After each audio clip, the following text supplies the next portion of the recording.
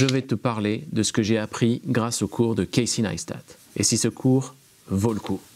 Bienvenue sur ta chaîne d'aventure préférée.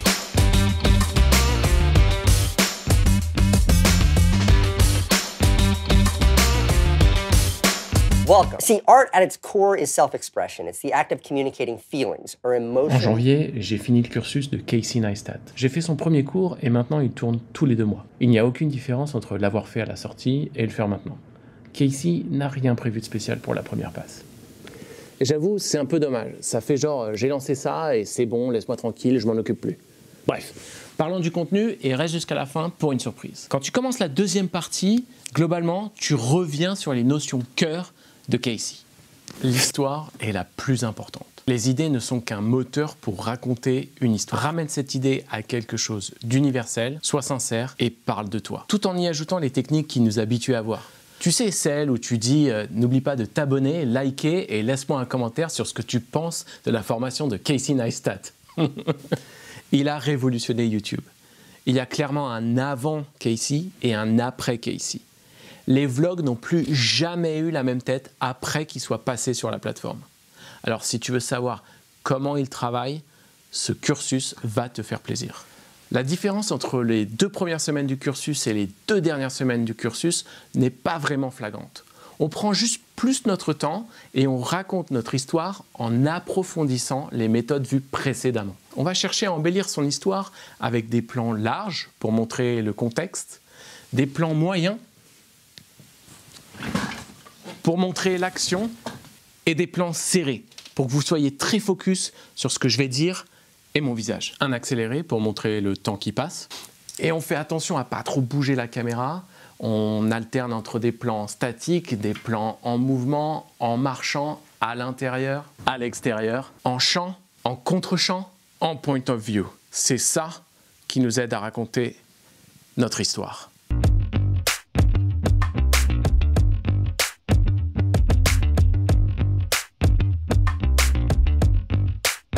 Mais c'est quoi une histoire?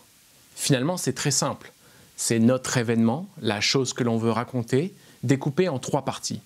Le début, qui explique de quoi on va parler et met le ton de la vidéo. Le milieu, où on découvre toutes les péripéties de notre sujet principal. Et enfin, la fin, qui nous montre comment on arrive à la conclusion. Et puis, il faut profiter des choses qu'on a autour de nous. Car s'il y a quelque chose qui nous intéresse, il y a peut-être moyen que ça intéresse quelqu'un d'autre. C'est comme moi qui vous parle du cours de Casey Neistat.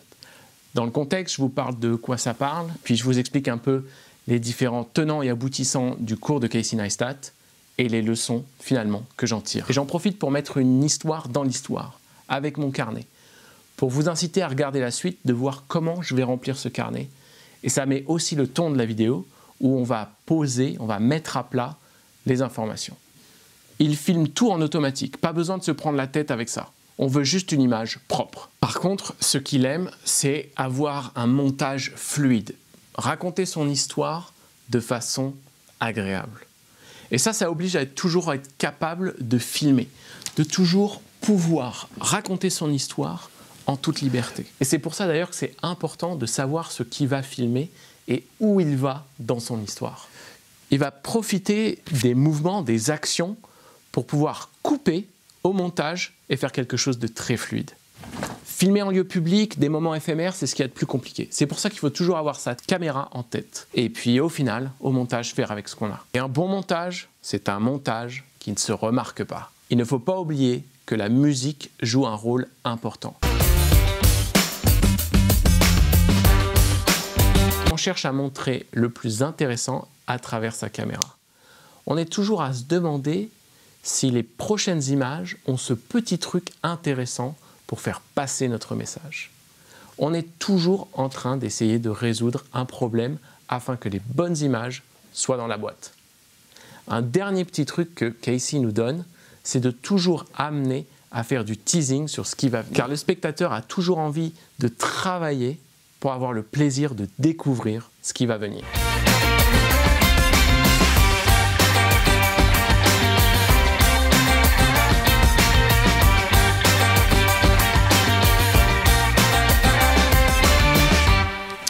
Donc, qu'est-ce que je tire de ce cours? Quelle est ma conclusion? Entre le fait qu'on puisse voir tout le processus de création par lequel il passe, se retrouver dans ces situations et partager ces moments de difficulté, ça permet beaucoup de validation de mon côté. Et puis les techniques qu'il nous donne restent toujours intéressantes et permettent de consolider les connaissances qu'on a déjà. Alors clairement pour moi, est-ce que le cours vaut le coup? Complètement. Alors la petite surprise, c'est que en tant qu'ancien membre du cours de Casey Neistat, j'ai un code promo qui vous permet d'avoir ce cours pour un peu moins cher. Donc si vous avez envie d'explorer, de découvrir, que vous soyez débutant ou expert, ça reste intéressant et on se retrouve dans une prochaine aventure.